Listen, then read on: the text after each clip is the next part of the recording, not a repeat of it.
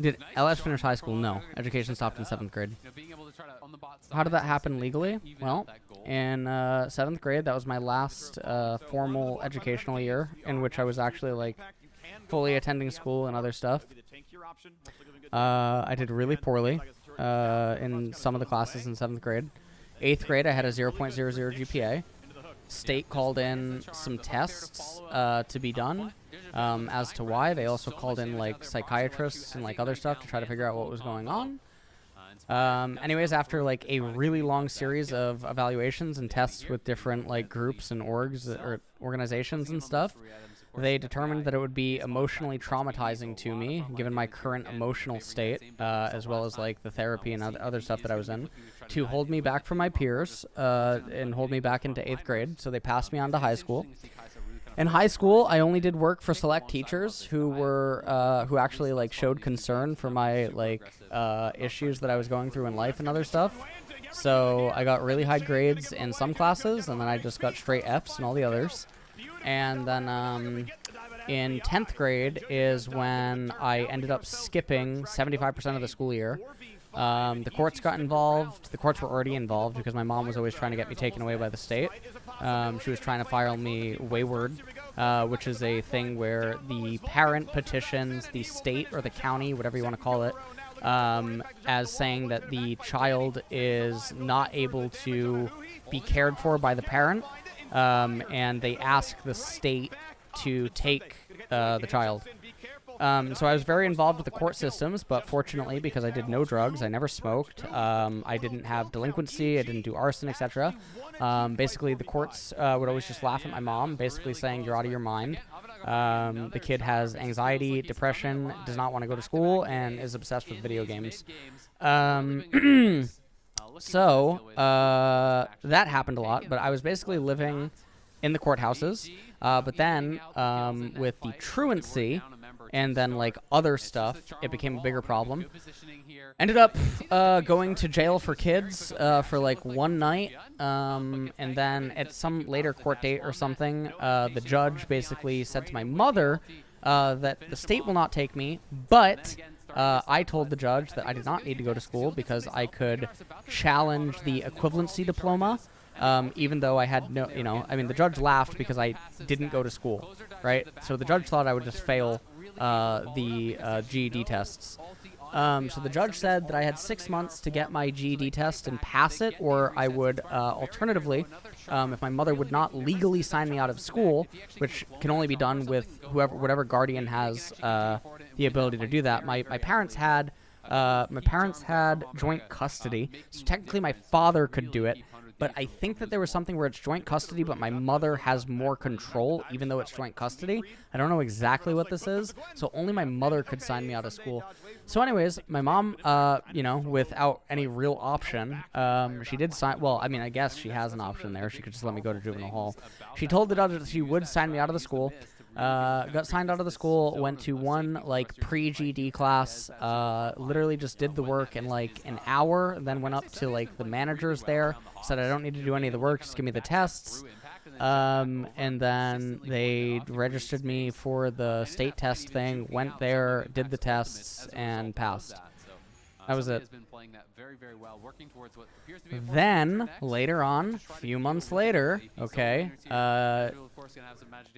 police got involved, etc. Both of my parents were potentially gonna get, like they were, basically there was, like, other problems where, like, both my father and my mom could be charged with neglect, because I was sleeping in slides, and I was going to churches to take food, as well as I was going to the mall with different changes of clothes in order to walk around the food courts and get food and fill up water bottles and stuff.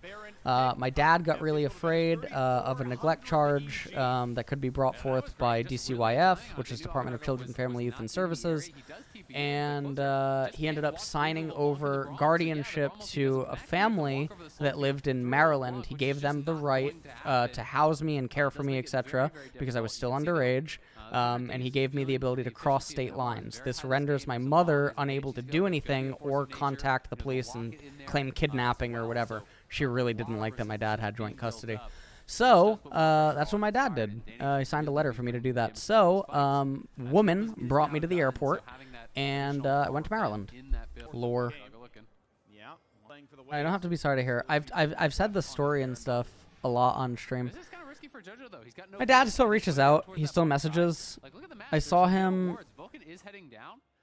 What, 2014 or something? I think I last saw him. He still messages sometimes. I haven't talked to my mother since 2016. I haven't seen my mother since 2014 February. It's the last time I saw my mom. And then before that, the last time I saw my mom was 2010. Yeah. No, I don't really have hard feelings. It's just how it is. How is the family and life in Maryland? Dude, the house I lived in was still to this day the nicest house that I've ever lived in. It was a wonderful house. The family was absolutely lovely. They are Bolivian. Is that correct? The mom didn't really speak English, and the dad spoke a little bit of English. Very, very lovely people. Very lovely people. They did a lot for me. They really did a lot for me. No, I don't speak Spanish. Isai and Daniel were the brothers that spoke it. Honestly, I met Isai because StarCraft. I coached him in StarCraft. He was literally a StarCraft 1 friend. And when I told him everything that was going on with me, because he messaged me and he said, you know, Last Shadow, why don't you play StarCraft anymore? And I told him, like, I don't have a computer, I can't play, etc. He said, why don't you just come live here? The weirdest thing, dude. I was still Last Shadow at that time. Oh no, I'm wrong about my mom. Last time I saw my, it was 2011 before I came to Korea, and then 2014, not 2010. I got the dates wrong.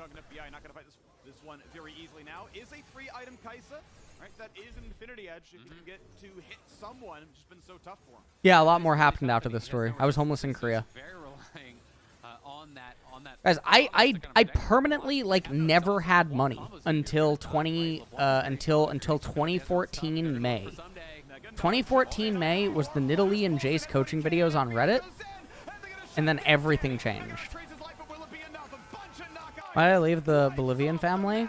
I was really involved with I was playing a lot of poker, and I was playing a lot of poker. And my friend Josh lived nearby, and I wanted to visit some people in Rhode Island that I never had a chance to say bye to. And so I asked Josh to take me on a mini vacation back to Rhode Island. And I only told Daniel and Isai, and the parents didn't like that I didn't tell them that I was going to Rhode Island and all this other stuff for like a mini vacation. So then they said I couldn't come back.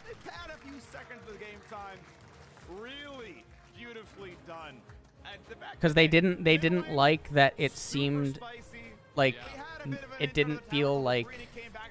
I mean, I was very young. I mean, I was still very, very young, but you gotta understand they just literally took in